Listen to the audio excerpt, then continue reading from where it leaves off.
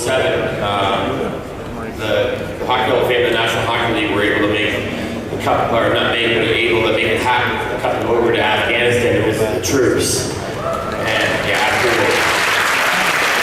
And we told me 20 years ago that I'd be in Afghanistan with the Stanley Cup. I would have thought you were nuts, but it was an amazing experience to go over there to visit the men and women, the troops that do an amazing job. And we live in the world of fun and work in the world of fun, and they live in the real world where, obviously life and death is around them every day. And it was an amazing experience to bring the Stanley Cup over to the troops. And one of the things that impressed me the most, or amazed me the most, is how many hockey jerseys were over there.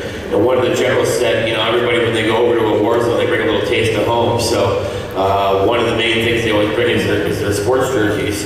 And it was amazing to see how many hockey jerseys.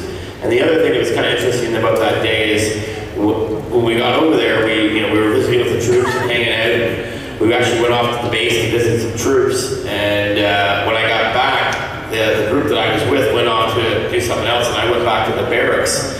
And as I got back to the barracks, there was an air raid siren going off. I'm like, that doesn't sound good. And so I walked out of the room, and there was nobody around. Walked out of the barracks, there was nobody around. And so I figured, I'd go back in the room and just kind of sit tight. And if there's any problems, they'll probably come find me. And I could hear fighter jets taking off and blah, blah, blah. And I'm just sitting there reading a magazine, sitting on the cup case. And about 15 minutes after it started, I stopped, I went and grabbed my shower, and as I was coming out of the shower, the group that I went over there with, from the former NHLers to the Canadian and US military officials, were walking back into the barracks, and they were like, hey Mike, where were you during the missile attack?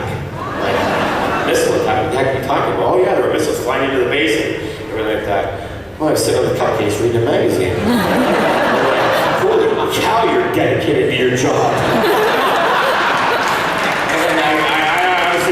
Going on, I was just too stupid to realize that we were under attack. And as much as I love the Stanley Cup and want to protect it, I probably would have been pushing women and children out of the way if I knew they were business. That piece of silver would have been left behind, but that was probably my most remarkable experience overseas for sure. Phil, if you can follow that up, you're better than Don Rickles. You know what, the Stanley Cup has been to, I think, 18 different countries, and every one of them is unique when we go to Europe. I think what is special about them all, they're all different. And first time we went to Belarus, Nikolai Habibulin, you all know who Habibulin is. He wanted to get up with Tampa Bay Lightning, and he's from the middle of Russia, but his wife is from Belarus. And anyone that's married here, the guys all know you don't get a say in anything. The wife gets to say where they want to go. So we went to Belarus. And at that time, which was about 9 years ago, English wasn't very popular in Belarus at the time.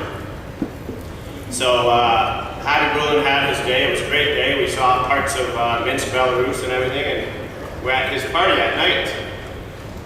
Mike and I were the only ones that spoke English. Everyone else was speaking Russian and Belarusian, so we didn't really know what was going on. So Mike and I thought we'd play this game.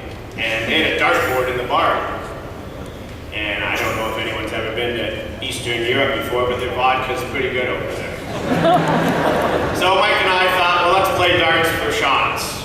Why not? You know what, I love you guys more and more. It's nice to hear what the boss is doing while he's on duty. Yeah. Apparently I'm a bit better at darts than Mike was. So you had to shoot whoever got the most points, the other guy had to have a shot.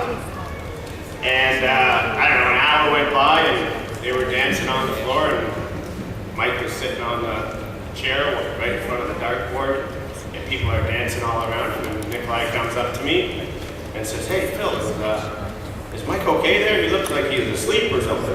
I said, no, he's watching the cup. Look, he's standing real close to it.